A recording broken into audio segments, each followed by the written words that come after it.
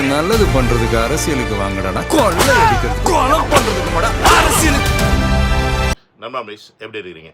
Vijay tax 2.0 இது என்னுடைய புது சேனல். இந்த சேனலில் பார்த்தீங்கன்னா உள்ளூரில் இருந்து உலகம் பூரா நடக்கிற விஷயங்களை உங்கள் கையில் கொண்டாந்து சேர்க்கறதுக்கான உன்னதமான சேனலை தான் டிசைன் பண்ணியிருக்கேன்.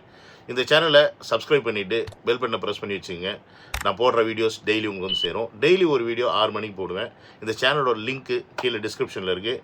தயவு செஞ்சு கிளிக் பண்ணி சப்ஸ்கிரைப் பண்ணிக்கிங்க. உங்கள் எல்லாருமே தெரியும், நான் வந்து அரபு நாட்டிலேருந்து தான் இந்த வீடியோஸ்லாம் போட்டுட்ருக்கேன்னு. உங்களுக்கு இப்போ அரபு நாட்டோட சுச்சுவேஷன்ஸ் எல்லாமே தெரியும். ஏன்னா ஈரான் இஸ்ரேல் வார்னால பல பேர் இங்கே வந்து வேலை இழந்திருக்காங்க, வேலையை விட்டு ஊருக்கு போயிருக்காங்க. ஸோ வேலை இல்லாமல் இங்கேயே நிறைய பேர் இருக்கிறாங்க. ஸோ அப்படி ஒரு சூழலில் தான் நானும் இருக்கிறேன். கடந்த 2 மாதமாச்சு எனக்கு வேலை போய். ஸோ முடிஞ்சுன்னா உங்களால் இந்த QR கோட் யூஸ் பண்ணி உங்களால் முடிஞ்ச சப்போர்ட்டை நீங்கள் எனக்கு செய்யுங்க.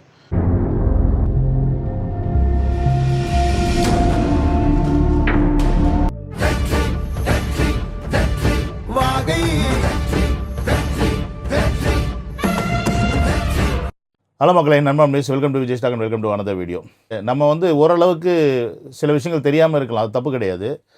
அது எல்லாமே எல்லாருக்கும் தெரிஞ்சிருக்கணும்னு அவசியம் கிடையாது. ஆனால் ஒரு விஷயத்தை வந்து திரிச்சு பேசுகிறாங்களா, உண்மையை பேசுகிறாங்களா, அதில் என்ன ஃபேக்ட் அப்படின்னு பிரித்து கூட பார்க்க தெரியல அப்படின்னா நான் என்ன சொல்லுவேன்? முந்தா நேற்று தளபதி அவர்கள் நாமினேஷன் தாக்கல் பண்ணுறாரு. தளபதி மட்டுமா பண்ணார்? அன்றைக்கி ஸ்டாலின் பண்ணார், உதயநிதி பண்ணார், சீமான் பண்ணாங்க, எல்லோரும் பண்ணாங்க. இதில் தளபதியோடைய நாமினேஷன் ஃபைலை மட்டும்தான் எல்லா மீடியாவும் பேசிகிட்டு இருக்குது. அதில் இருக்கக்கூடிய விஷயங்களை எடுத்து இவர் பார்த்தீங்களா, அப்பா அம்மா மையன் பொண்ணு எல்லாத்துக்கும் பொண்டாட்டிக்கெலாம் வந்து கடன் கொடுத்துருக்காரு, இவரை நாளைக்கு வந்து மக்களை வந்து பார்க்க போகிறாருன்னு சொல்லி அந்த விஷயத்தை எடுத்து பூதாகரமாக பேசுகிறாங்க. நம்ம பார்க்க வேண்டிய முக்கியமான விஷயம் என்னென்னா, கோடி கோடியாக கொள்ளையடிச்சு வச்சுருக்க ஸ்டாலின் எவ்வளோ பண்ணியிருக்காருன்னு பார்த்து அதை பற்றி நம்ம பேசுகிறதில்ல. நம்ம சீமான் எவ்வளோ பண்ணியிருக்காருன்னு நம்ம அதை பற்றி பேசுறது கிடையாது. ஆனால் மீறி இந்த கொத்தடிமையிலும் நாய் டம்ளர் குரூப்ஸும் இந்த விஷயத்தை எடுத்து பேசணுன்னு நம்ம என்ன பண்ணுறோம்னா, ஐயோ அப்போ தளபதி வந்து கடன் கொடுத்துட்டான்னு சொல்கிறாங்களே, இப்போ உண்மையா அப்படின்னு இதுக்குள்ளே ஆராய்ச்சிக்கு மண்டையை உள்ளே விடுறோமேலேயே அந்த திருட்டு நாய்ங்களை, ஏண்டா உங்கள் அப்பனுக்கு இவ்வளோ தான் சொத்தா, உங்கள் நொன்னனுக்கு இவ்வளோ தான் சொத்தான்னு நம்ம யாருக்குமே கேட்குறதுக்கு தெம்பு இல்லை, திராணி இல்லை, அறிவு இல்லை. அதனால தான் நம்மளை தற்கொலைன்னு சொல்கிறாங்க போல இருக்குது. பேசிக்காக திருப்பி கேட்குறதுக்காக நமக்கு அறிவு வேணும். அப்படி இல்லைன்னா என்னோடய வீடியோ பார்த்தீங்கன்னா அட்லீஸ்ட் அதை வச்சாது திருப்பி அந்த நாதாரிகளை கேளுங்க. ஏன் உங்களுக்கு அது புரிய மாட்டேங்குது? நீங்கள் பார்க்கவும் மாட்டேங்கிறீங்க, கேட்கவும் மாட்டேங்கிறீங்க. ஆகுனா இங்கே வந்து குரூப்பில் வந்து கேட்குறீங்க, இப்படி சொல்லிட்டாங்க இது உண்மையா, இப்படி சொல்லிட்டாங்க அது உண்மையா, இப்படி சொல்லிட்டாங்க. கேட்டு என்ன பண்ண போகிறீங்க? போய் உங்களால் கரெக்டாக எக்ஸ்ப்ளனேஷன் கூட பண்ண முடியல. பாதி பேர் இல்லை, 90-80% பேர் சப்ஸ்கிரைப் பண்ணாமல் பார்த்துட்டு உட்காந்துருக்கீங்க. ஏன்னு எனக்கு தெரில. நீங்கள் சப்ஸ்கிரைப் பட்டன் தட்டினீங்கன்னா யூடியூப் ஆட்டோமேட்டிக்காக வீடியோ கொண்டு போய் நான் 4 பேர் பார்க்காத தளபதி ஃபேன்ஸ் போய் சேர்க்க போகுது. அதில் உங்களுக்கு என்ன அவ்வளோ கஷ்டம்? அப்படி நொட்டி போகிறதுக்கு நம்ம அவ்வளோதான் தளபதி மேலே அக்கறை, அவ்வளோதான் நமக்கு தளபதி மேலே அக்கறை. அடுத்தவை ஏதாவது சொல்லிட்டானா, தளபதி மேலே சொல்லிட்டானா அதை டிஃபெண்ட் பண்ணி இல்லை அவர் அப்படி கிடையாதுன்னு முட்டு கொடுக்கணுன்றத ஒழிய அவங்கள கேள்வி கேட்குறதுக்கு நமக்கு ஒரு நாளும் மூளை வராதில்லை. சரி, இருந்தாலும் வேறு வழி இல்லை. என்னுடைய வேலை ஒரு வாத்தியார் மாதிரி உட்காந்து உங்களுக்கு நான் சொல்லிக் கொடுக்குறேன். அட்லீஸ்ட் இதை பார்த்துட்டாது போய் அந்த பிக்காளி பயலங்களை நாக்க பிடுங்குற மாதிரி கேளுங்க. என்ன ஆளுமை சார்? உலகத்துல தான் பெத்த பிள்ளைக்கும் தன்னை பெற்ற தாய்க்கும் கடன் கொடுத்தவர் எப்படி சார் ஆளுமையா இருப்பாரு? இல்ல நம்ம ஏன் அவ்வளவு அப்படி இல்ல, நான் பர்சனலா சத்தமா பேசணும் அப்படி பர்சனலா போல சார், ரொம்ப நியாயமா கேட்கணும். நீங்க தமிழ்நாட்டு மக்களை எப்படி காப்பாத்துவீங்கிற பொலிட்டிக்கல் கேள்வி அதுக்குள்ள ஒளிஞ்சிருக்குது. நீங்க பெற்ற மகளுக்கு 4 லட்சம் ரூபாய் கடனை கொடுத்திருக்கீங்க, அந்த பொண்ணு அதை திருப்பி தரணும், கடனா திருப்பி தரணும் சார். நீங்க பெற்ற பையனுக்கே நீங்க உதவி செய்ய மனசு இல்ல. உச்சத்தில் இருந்து வந்தேன்னு சொன்னவர், உச்சத்தில் விட்டுட்டு உங்களுக்கு உதவி செய்ய வந்திருக்கேங்கிறவர், உச்சத்தில் இருந்தவர் தாம் பெற்ற பிள்ளைக்கே உதவி செய்யல, கடனா கொடுத்திருக்கிறாரு. இந்த நாட்டு மக்களுக்கு எப்படி உதவி? இப்போ இந்த அண்டா பாயன் என்ன சொல்லியிருப்பான்னு நீங்கள் பார்த்துருப்பீங்க. அதாவது என்ன சொல்கிறான், பெற்றவங்களுக்கு கடன் கொடுக்குற விஜய் நாளைக்கு எப்படியா வந்து தமிழ்நாட்டை காப்பாற்ற போகிறான் அப்படின்னு ஒரு விஷயத்தை வந்து இந்த அண்டாவாயன் கேட்குறான். இப்போ இது அண்டாவாயனே இப்படி கேட்குறான் அப்படின்னும் போது, ஏன்னா இவனுக்கு வந்து எல்லாமே தெரியும். அரசியல் கட்சியில் என்ன நடக்குது, இந்த அஃபிடவிட் எப்படி பண்ணுவாங்க, நாமினேஷனில் அதில் என்ன காலத்தில் அதை எப்படி ஃபில்அப் பண்ணுவாங்க அப்படின்ற எல்லாமே இந்த நாதாரிக்கு தெரியும். தெரிஞ்சுக்கிட்டு எப்படி மேனிப்புலேட் பண்ணுறான் அப்படின்றது தான் இங்கே மேட்ரு. இப்போ ஈவன் டிபேட்டில் உட்காந்து இப்படி கேள்வி கேட்டான் அப்படின்னா இதை பற்றி ஒன்றுமே தெரியாமல், இந்த நாமினேஷன் எப்படி இருக்கும், இந்த ஃபார்ம் எப்படி இருக்கும், இதில் என்னெல்லாம் ஃபில்அப் பண்ணணும்னு எதுவுமே தெரியாத பாமர மக்கள் என்ன நினைப்பாங்க, என்னையா இருந்தாலும் அப்பா அம்மா கொடுத்ததெல்லாம் கடன் எடுத்து வச்சுருக்காப்புல அப்படின்னு நினைக்கிறது வாஸ்தவமான ஒன்று தான். அதனால் அவங்க மேலே எந்த கோபமும் கிடையாது. இந்த அஃபிடவிட் ஃபார்மில் என்ன ஃபில்அப் பண்ணணும்னு எனக்கு கூட தெரியாது, நானே இப்போ தான் தெரிஞ்சுக்கிட்டேன். ஸோ அப்படி இருக்கும்போது இந்த மாதிரி நாதாரிங்க, திமுகவோட கொத்தடிமைங்க நம்மளை மேனிப்புலேட் பண்ணுறாங்கன்ற விஷயம் வந்து புரியணும் ஃபஸ்ட்டு. புரியலைனாலும் அந்த நாதானிகிட்ட திரும்பி கேட்கணும், எங்கள் தளபதி இவ்வளோ போட்டிருக்காரேடா, இப்படி போட்டிருக்காரு, உங்கள் அஃபிடேவிட்டை எடுங்க, உங்கள் அஃபிடேவிட்டில் உங்கள் சிஎம் சார் வெறும் 5 கோடி தான் போட்டிருக்காரு, 3-4 கோடி தான் சொத்துன்னு போட்டிருக்காரு, அவ்வளோதான்டா உங்கள் சொத்தா அப்படின்னு நாக்கப்படுங்கிற மாதிரி கேட்கணும். ஆனால் நம்ம கேட்க மாட்டோம் சார். ரொம்ப நியாயமா கேட்கணும் சார். ரொம்ப சிம்பிள் சார். பொலிட்டிக்கல் பாயிண்ட் இல்ல இது பெர்சனலா இல்ல, நான் ஒரு தனிப்பட்ட அதெல்லாம் ஃபைனான்சியல் மேனேஜ்மென்ட்ல வர விஷயம். பேச விட மாட்டேங்கிறார். ஒரு ஃபைனான்சியல் மேனேஜ்மென்ட் அமைதியா இருக்கு மணி, பேச விடுங்க சார். உச்ச மணி அமைதியா இருக்கு. இல்ல தலைவர், ஃபைனான்சியல் மணி அமைதியா இருக்கு மணி, ஒரு நிமிஷம் அமைதியா இருக்கு மணி. சுருக்கமா உச்ச ஐயோ, இது ரொம்ப முக்கியமான கேள்வி, ரொம்ப வரலாற்று முக்கியத்துவம் வாய்ந்த கேள்வியை செஞ்சு வைக்கிறாங்க. என்னங்க இது? என்னங்க இது? ஒரு பர்சனல் இத வந்து இவ்வளவு தூரம் அரசியல் ஆக்குறது இது ஒரு தரமான விவாதமா? இல்ல, இது என்ன பர்சனல்? நீங்க அநாகரிகமா பேசுறனா? அநாகரிகமா பேசுறனா? இது பர்சனல். ஏது சார் பர்சனல்? இப்போ இவர் சொன்னது பார்த்தீங்களா, இது ஃபினான்ஸ் பண்ணவங்க, ஃபினான்ஸ் மேனேஜ்மெண்ட் படித்தவங்களுக்கு இது என்ன ஏது அப்படின்றது தெரியும், ஏன் அப்படி ஃபில்அப் பண்ணியிருக்காங்க அப்படின்றது தெரியும். இப்போ நம்மளை மாதிரி ஆட்களுக்கு தெரியாதுல்ல. ஸோ நான் சொல்கிறேன் கேளுங்க. அதாவது இந்த அஃபிடேவிட்டில் ஒரு ஃபார்ம் இருக்குது, ஃபார்ம் 26 அப்படின்றது வந்து இந்த அஃபிடேவிட்டில் இருக்குது. அதில் 5ஆம் நம்பர் காலம், 5ஆம் நம்பர் காலமில் ஒரு சில கேள்விகள் கேட்டிருப்பாங்க. அதில் ஃபில்அப் பண்ண வேண்டிய விஷயம் தான் இதுதான்.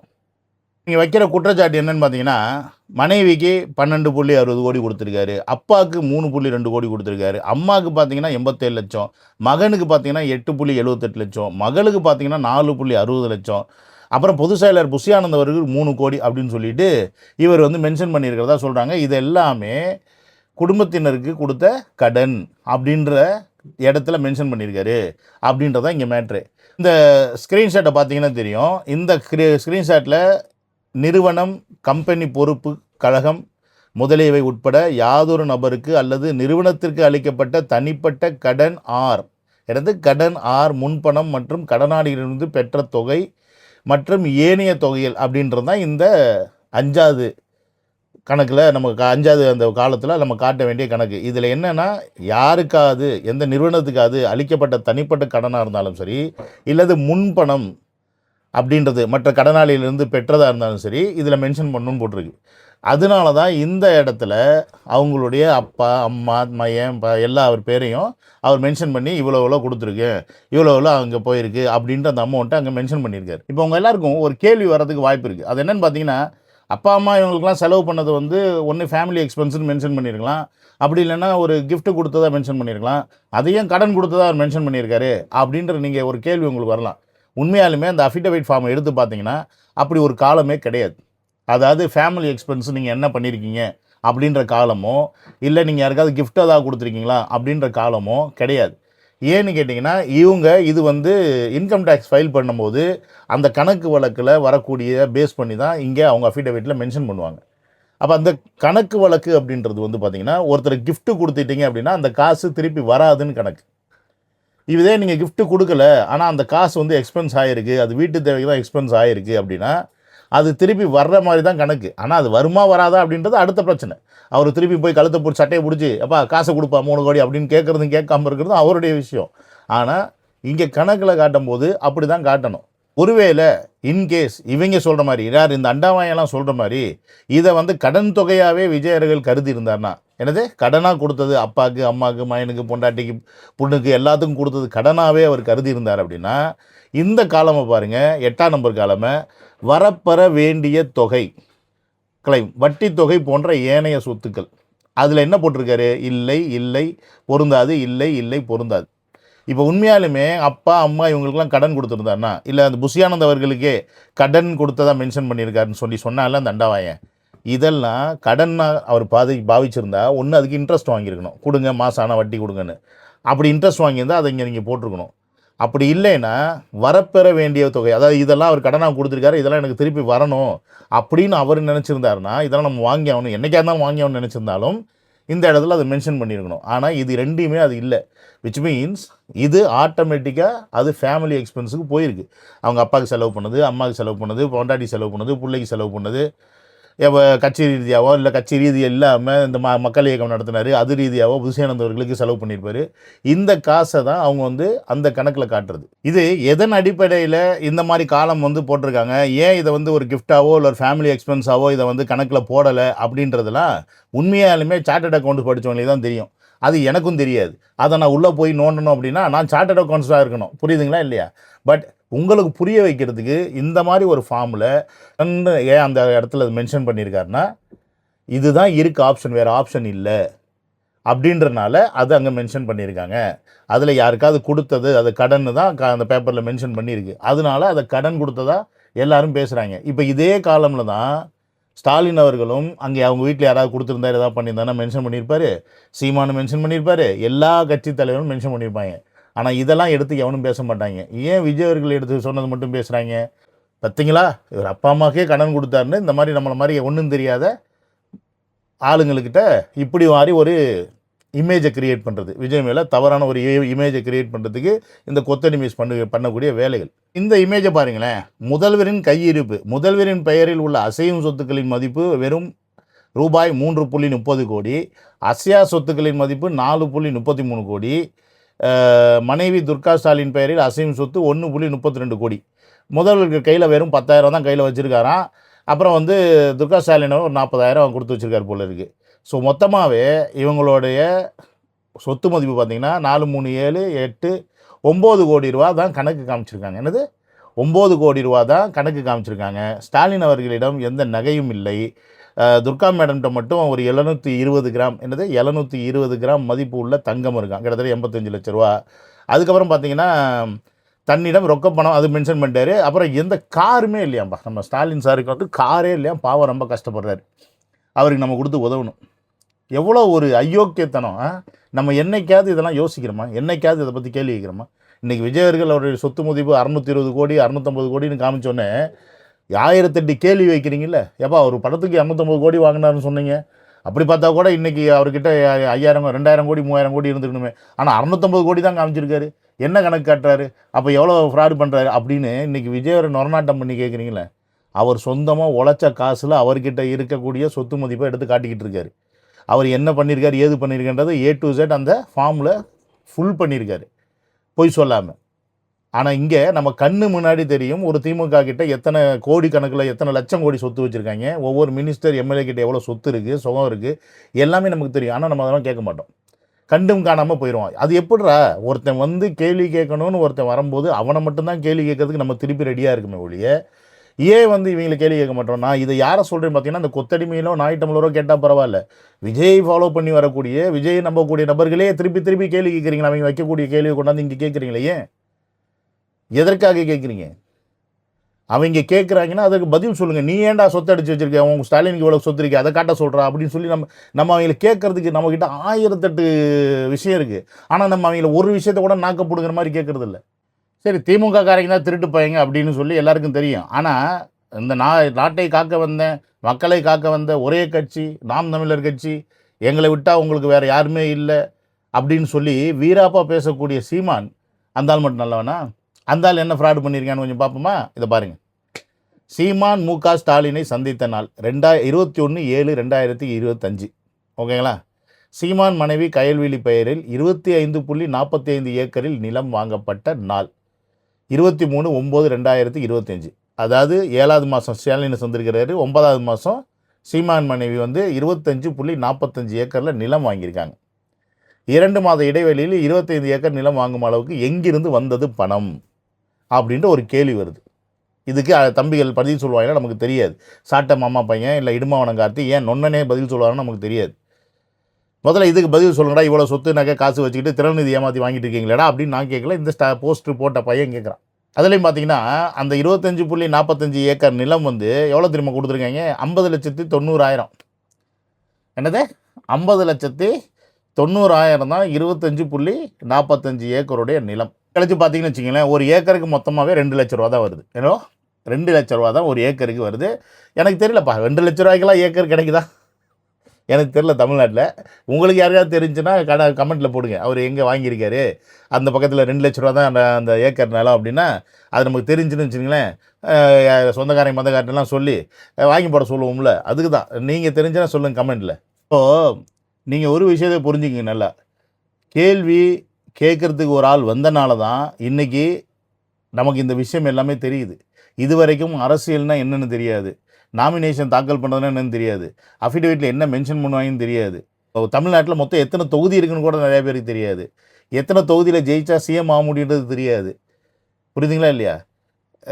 லோக்சபானா என்னன்னு தெரியாது, அப்புறம் வந்து ராஜ்யசபானா என்னன்னு தெரியாது. இந்த மாதிரி எதுவுமே தெரியாமல் தான் இருந்தோம் நம்மலாம், பாலிடிக்ஸ்னால் என்ன அப்படின்னு. ஆனால் இன்றைக்கி ஒட்டுமொத்த பேரையும் பாலிடிக்ஸ்னால் என்னன்னு தெரிய வச்சுருக்காரு. இன்றைக்கி தமிழ்நாட்டில் நடக்கக்கூடிய அந்த அநியாயங்களை தட்டி கேட்க வச்சுருக்காரு. தமிழ்நாட்டுடைய பட்ஜெட் எவ்வளோ, தமிழ்நாட்டுடைய கடன் எவ்வளோ அப்படின்றது யாருக்கும் தெரியாது. பட்ஜெட்டுக்கு மீறி அதிக லெவலில் கடன் வாங்குறாங்க, கடன் சுமை அதிகமாகிட்டே போகுது தமிழ்நாட்டுக்கு அப்படின்ற கவலை யாருக்கும் கிடையாது. விலைவாசி ஏன் ஏறுது அப்படின்ற அவேர்னஸ் யாருக்கும் கிடையாது. ஒரு அரசாங்கம் ரெவன்யூ மாடலாக இருக்கணுமே ஒழிய ஒன்லி கிஃப்டட் மாடலாக இருக்கக்கூடாது அப்படின்றது நமக்கு தெரியாது. ஸோ இப்படி எதுவுமே தெரியாமல் இருந்த நம்மளை தான் இன்றைக்கி எல்லா கேள்விகளையும் கேட்க வச்சுருக்கவர் தளபதி விஜய் அப்படின்றவர். அப்போ அவர் கேள்விகளை கேட்க வைக்கும்போது நம்மளை எதிர்த்து இல்லை நம்மளை குற்றம் சாட்டி நம்மளை குறை சொல்லி அவங்க எது கிடைச்சாலும் அதை எடுத்து பப்ளிசிட்டி பண்ணக்கூடிய வேலையை மட்டும்தான் அவங்க பார்ப்பாங்க. ஆனால் நம்மக்கிட்ட இத்தனைக்கும் குறையே இல்லை. குறையே இல்லாமல் இருக்கிற ஒரு விஷயத்தை எடுத்து நம்மளை குறை மாதிரி பேசி நம்மளை வந்து கவுக்க பார்க்குறாங்க. அப்படின்னா கண்ணு முன்னாடி 1000 குறைகளை வச்சுக்கிட்டு அவங்க வந்து ஜாலியாக ஹாயாக சுற்றிக்கிட்டு இருக்கும்போது நம்ம அவங்கள பார்த்து கேள்வி கேட்குறதே இல்லை. உதாரணத்துக்கு இது எப்படி சொல்லணும் அப்படின்னா, இந்த பிகில் படத்தில் பார்த்தீங்கன்னா ஒரு நல்ல சீன் ஒன்று வரும். ஒருத்தன் வந்து பொண்ணை லவ் பண்ணுவான், அந்த பொண்ணு லவ் பண்ணலேன்னொடனே அந்த பொண்ணு மூஞ்சியில் ஆசிட் அடிச்சிருவான், அந்த பொண்ணு வீட்டுக்குள்ளே போய் முடங்கிடும். ஆனால் இவன் ஹாயாக சுற்றிக்கிட்டு இருப்பான். அதாவது எப்படிப்பட்ட சமூகத்தில் நம்ம வாழ்கிறோம் பாருங்கள்.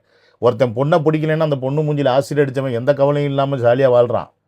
ஆனால் அந்த பையனை நிராகரித்ததுக்காக ஆசிட்டில் மூஞ்சியை செதைச்சு கொண்ட அந்த பொண்ணு ஐயோ அந்த முகத்தை வெளியில் காட்ட முடியாதுன்னு சொல்லிட்டு வீட்டுக்குள்ளே முடங்கி கிடக்கு. ஸோ அப்படிப்பட்ட ஒரு விஷயம்தான் இன்றைக்கி தமிழ்நாட்டில் நம்ம மக்கள் எல்லாருமே அந்த ஆசிட்டில் அடி வாங்கின மூஞ்சி மாதிரி தான் நம்ம வாழ்க்கை இருக்குது. அதை வச்சுக்கிட்டு தான் நம்ம வாழ்ந்துக்கிட்டு இருக்கோம். ஆனால் இவங்க திருடிட்டு கொள்ளையடிச்சிட்டு இவங்க தமிழ்நாட்டில் ஹாயாக சுற்றிக்கிட்டு இருக்காங்க. இவங்களை கேள்வி கேட்குறதுக்கு நமக்கு தெம்பு இல்லை, திராணி இல்லை. ஏன்னா நமக்கு பயம். அந்த பயத்தை அந்த படத்தில் எப்படி தளபதி வந்து அந்த பொண்ணுக்கு போக்குனாரோ, போக்கி நீ வா, உங்ககிட்ட டேலண்ட் இருக்குது, நீ வந்து ஃபுட்பாலில் வந்து ஜெயிக்க முடியும், பண்ண முடியும், உனக்கு எதுக்கு இந்த அசிங்கம், நீயே அசிங்கப்படுற, அவன் தானே அசிங்கப்படணும்னு சொல்லி அந்த பொண்ணுக்கு எப்படி தைரியம் கொடுத்து படத்துலேருந்து அந்த பொண்ணை வந்து ஒரு ஃபுட்பால் பிளேயராக உலகத்துக்கு காட்டினாரோ, அதே மாதிரி தமிழ்நாட்டில் இருக்கக்கூடிய இளைஞர்கள் முட்டாள்கள் கிடையாது, தற்குறிகள் கிடையாது. தமிழ்நாட்டு இளைஞர்கள் அரசியல் களத்தில் நுழைந்தால் தமிழ்நாட்டில் மிகப்பெரிய ஒரு மாற்றத்தை உருவாக்கக்கூடிய தெம்பும் திராணியும் இந்த இளைஞர்களுக்கு தான் இருக்குது அப்படின்றத கண்டுபிடிச்சி அதை இப்போ வந்தால் மட்டும்தான் இந்த இளைஞர்களை நம்ம மாற்றி கொண்டு வர முடியும்னு சொல்லிட்டு தன்னுடைய உச்சத்தில் இருக்கக்கூடிய அந்த கேரியரை விட்டு கீழே இறங்கி வந்து நமக்காக இன்றைக்கி சேவைன்ற அந்த இடத்துக்குள்ளே வந்து நம்மளை அரசியல் மயப்படுத்தியிருக்காரு பாருங்க. இதுதான் மிகப்பெரிய விஷயம். இந்த விஷயம்தான் அவங்கள அங்கே பயப்பட வைக்குது. அதனால தான் நம்மளை பற்றி குறை சொல்கிறாங்க. ஸோ நம்ம செய்ய வேண்டியது என்ன அப்படின்னா, அரசியல் மயப்படுறது மட்டும் இல்லை, இந்த மாதிரி அழுகினி அரசியல் பண்ணுற அயோக்கிய பயல்களை தூக்கி எறிவதும் நமது கடமை அப்படின்றத நீங்கள் புரிஞ்சுக்கணும். இதை புரிஞ்சுக்கிட்டால் மட்டும்தான் 2026 மாற்றம் வரும். இல்லைன்னு வச்சுக்கோங்களேன், நமக்கு மாவு கட்டு தான் வரும் அப்படின்றத சொல்லி இந்த வீடியோவை முடிச்சுக்கிட்டு நான் கிளம்புறேன். See you on another video. Love you all. Take care. Bye bye.